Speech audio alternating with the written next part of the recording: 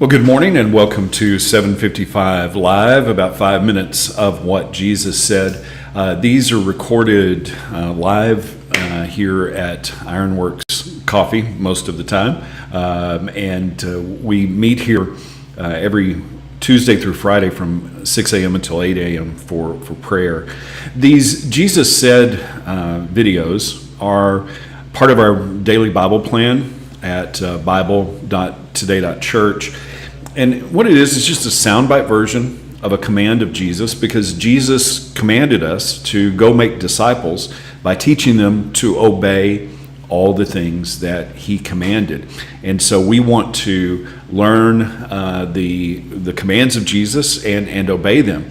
Well, he did command us to go make disciples. So today, before we talk about the Jesus Said for today, I want to just let you know about something that's happening here locally. We are having a Gospel Conversations training May 29th. What is that? It's simple, practical tools that anyone can use anywhere to go make disciples. If you'd like some more information about that, you can go to gospel.today.church.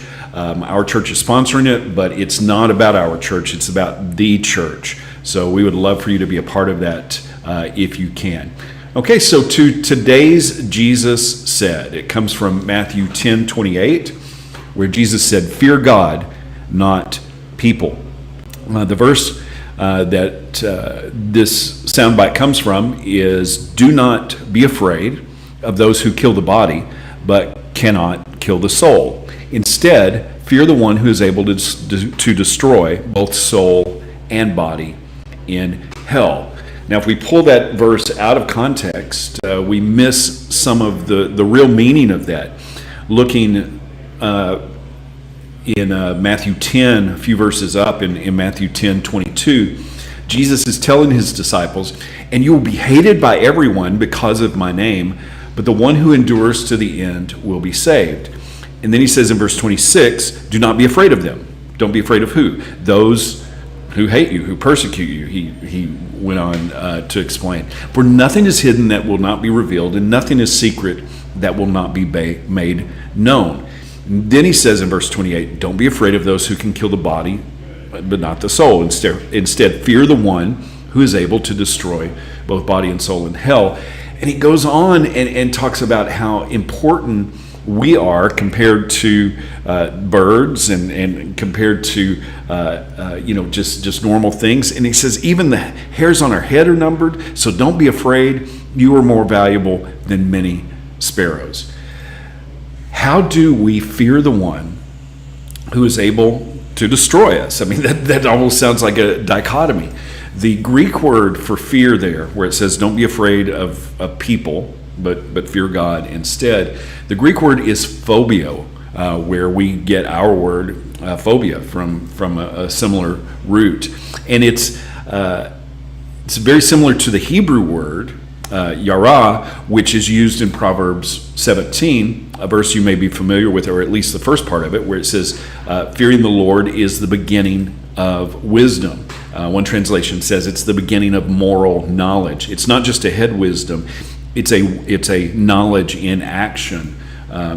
But the other part of that verse says, "But fools despise wisdom and instruction." Fearing God, literally in the Old Testament, in Proverbs 1:17, it's a phrase that means fear Yahweh. Fearing the one and only God is the beginning of wisdom, the beginning of moral knowledge. Well, what is that fear? Both yara and phobia have the meaning of dread, of terror, but also a standing in awe, and then a reverence, a respect. It's almost like when you're in the presence of a celebrity. You're somewhat afraid of them, but you're also enamored and respect and honor them.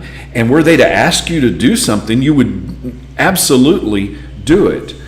Jesus is saying, have that kind of respect and fear for God, not for people, and especially in context, not for those who are against you. Who do we respect? Who do we revere? Who are we trying to please? Our critics? those who are against us? Well, Jesus is saying, don't worry about people.